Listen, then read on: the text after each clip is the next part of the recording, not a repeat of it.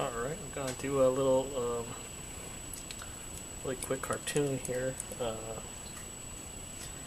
Deal is just really to focus on proportioning and figure drawing. I usually start with the head. This is a little bit darker than I usually draw. I try to draw as light as humanly possible. Just enough to just barely see it on the paper, but for filming purposes, gotta do this a little bit darker than I usually do.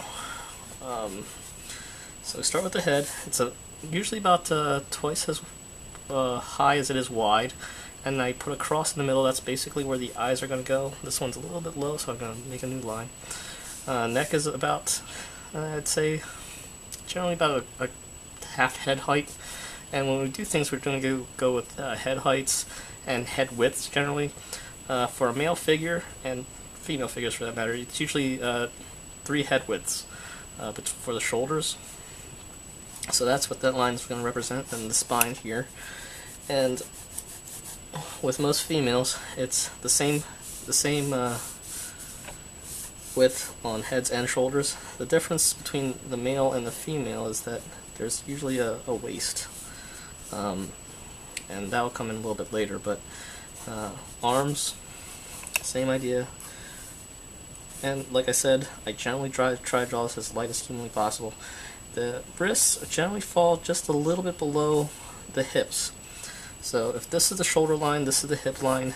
The wrists, I think you can still see it on the screen, is right here. I'm probably going to cut off the legs a little bit, but that would be a wrist, that would be a wrist. And what I do is generally make a trapezoid for the hands. And then elbows, just halfway down the arm, which is about, I'd say, close to the head length, height, I guess. The rib cage is the next thing I usually do, and I usually start right in the middle and just flesh that out. This is going to be a female figure, so I've made the shoulders a little bit too broad here, and you'll see that later on. But the nice thing about drawing light is that you can fix things as you go.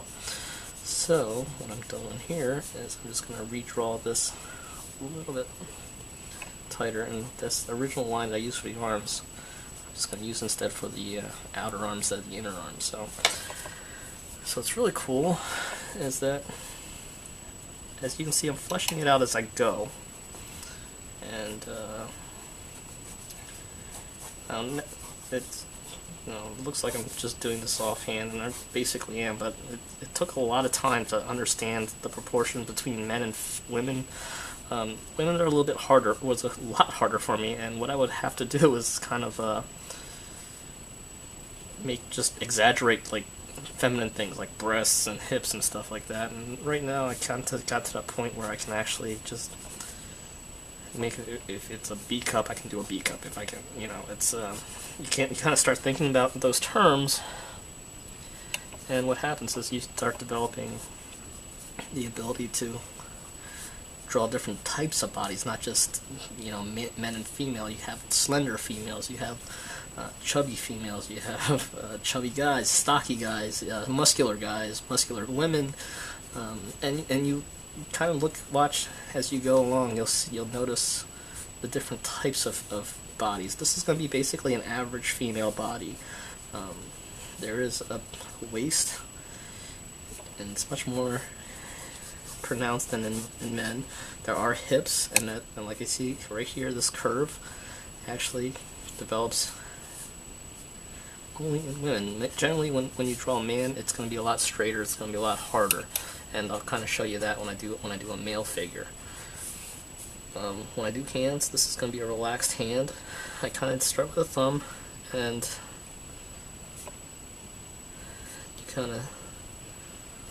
it's kind of a quarter turned hand. If I want to do it straightforward, you just kind of look at what a relaxed hand looks like, and I kind of just draw like one set of knuckles at a time, and that's basically the fastest and easiest way to do this. Then when you start doing articulation and different fingers, you kind of want to ideally have an idea of where the knuckles are going to be, and they'll line up the same every time, no matter what finger hand you do. Like if you're doing this palm shape, which is basically that trapezoid, you have to remember there's 4 knuckles on top, 1 knuckle on the bottom here. That's your thumb, and there's a knuckle for your thumb, knuckle for 2 knuckles, 3 knuckles, and 4 knuckles. They kind of line up the same way, and you know, most people don't like to draw fingernails.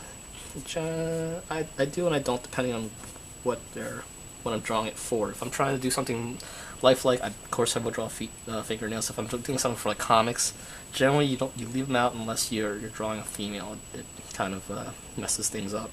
When you're doing hair, just remember your hair is generally halfway between the eye line, which is right here, and the top of the head, and it kind of looks weird right now because most people are generally used to drawing like eyes up here, and you don't realize you're doing that until you actually start breaking down the head as a complete egg or oval shape. And so you know, you start in the eyes, and when you do eyes, you want to work at both of them at the same time as much as possible, because then you can kind of judge, oh, I made this one too wide, too like, and eyes and proportioned the same way kind of as the head. We try to do everything by eye width instead of, you know, head width. And nose is basically right between the eye line and the chin line, and this one's a little bit too strong for a female, so you want to soften that up by creating a curve instead of like a hard line, hard line, hard line. And then the mouth is right between the nose and the bottom of the chin. And generally when you do women, you do actually draw the lips. When you draw men, you don't have to draw the lips. It's kind of an easy thing. If you want to draw a nose, I kind of keep them simple. I basically do that bottom line, and that's really about it. And sometimes there's that little divot right below the nose. That's basically what you draw. And then you just work on the hair however you want. I try to draw hair as one mass. What this does is it creates a fuller look. If you want to put highlights in it, you can, but the more like mass you want to create, you don't really want to draw each individual strand. It makes it look stringy. You want to like kind of draw the form of the hair. So like this might end right here. It's going to create more form and more body in the hair. It looks like it's more flowy. And when you like come from the top, you want to start kind of into the hair, and then you can kind of control the color of it. I kind of covered the ears on this one, but you know, ears are kind of a weird shape, and generally if I'm drawing a head, you know, basic oval, ear, you kind of have this top lobe, you got a bump right here, kind of in the middle, and you can look at your own ear. It actually works better if you don't draw from life, if you haven't gotten to the hang of it here. And you try to keep the details low, because the more detail you put in the ear, the more detail you have to put in everything else. And you kind of want to keep faces as kind of, I guess, wrinkle-free as humanly possible. It's kind of a weird way of thinking about it, but the more detail you put in the face, the older the face looks, no matter what you try to do. The only way to soften it up is really just to go through shading. Like here, even though I made it a cone head, because I drew so lightly, I can do this stuff a lot. I can change it around a lot easier. And you know, this is where an eraser comes in handy, but the nice thing about blue pencil is I can draw and not have to worry about picking the right line at all times, and that's why it kind of looks a little sketchy and all that stuff. But when it comes down to it, I generally will transfer this, or if I'm going to make a finished product, I generally copy over this. So now, as you can see, I'm starting to kind of a male figure here, and this is my kind of some of the shortcuts that I use. If I'm just drawing this behind this person, right? Same idea, same skeleton, except for here the shoulder's really wide. It's generally about, like I said, 3 heads wide. The hips are going to be about 2 heads wide on a typically muscular type guy. Of course, it always differs, in real life, but the idea is that it's just a way to keep track of it. Now this is completely out of proportion to this because I made a bigger head to show you how to draw a head, but all the proportions remain the same. It's halfway down from the top of the head to the middle eye line. You're going to draw, that's where the hairline starts. And no matter what kind of hair you draw, like I said, I try to keep hair as a mass. And you find that the more you deal with just shapes, the easier and it is to control, especially if you're doing multiple characters. Character recognition or facial recognition, it kind of comes into play when you're dealing with like comics and stuff like that. Then you want to deal with detailing stuff out. There is kind of the bottom of the rib cage. That's kind of where the solar plexus are and stuff. Abs, and then you're going to come down. As you can see with like women, it's really a soft line. You kind of don't want to do too much details in musculature. You want to keep lines nice and soft and rounded. With guys, it's kind of like this harder, deeper cut into muscle. And you kind of have to, study a little bit of how the body's put together with the bicep connecting here. I kind of made the deltoid a little bit too far in here. And when you're doing cartooning, it really, you'll see guys with like 20 packs and stuff like that. It's not a huge deal if you're a little bit off. But it's the same with the fingers and stuff like that. It's just a little bit bigger here. And I'm not even sure you're going to see this on camera because I'm pretty sure this is basically the bottom of the screen. It's probably right around here. But the solar plexus are still the same place, and you're just dealing with shadows here at this point.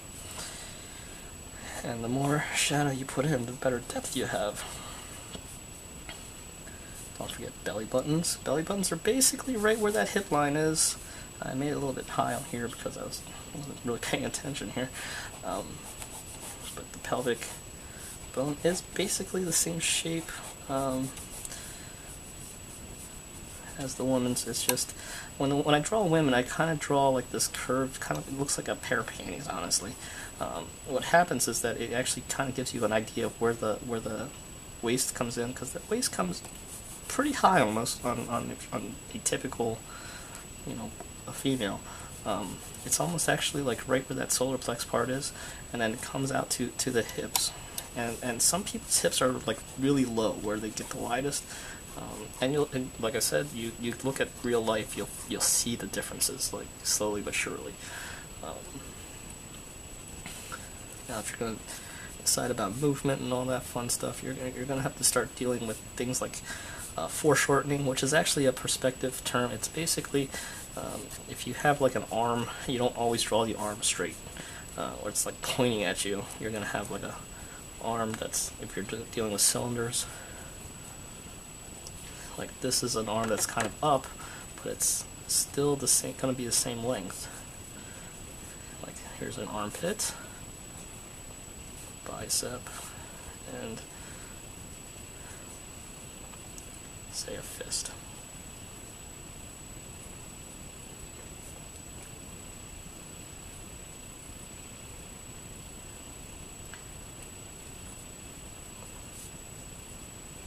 Fists are really easy to draw. Basically, you always have to deal with the thumb, and then you're dealing with the knuckles, and then it's just straight lines, basically. Even in female figures, it's generally a straight line, but you try to soften up like the tips. This would kind of be a guy's arm because it's a nice big bicep, a nice big deltoid. Don't forget the tricep underneath, and sometimes there's a nice little wrist muscle there, but you can see how the arm, even though it's the same shape as this, when it comes from a different angle, it's going to be a different it's going to be a different length. So you kind of have to shorten this, and that's why it's called foreshortening. You don't draw the whole thing. It'd be like this long and then this long, but instead it's kind of like having this, and then you turn it, and it just looks shorter and shorter until suddenly all you see is the end. Same idea. It's the illusion of perspective, and that's a whole another fun topic. But I think if you got to the point where you kind of start drawing people, you can kind of be able to grasp that idea. I'm not sure if this is going to be completely helpful for you, but it's a start. So let's see if that works out for you.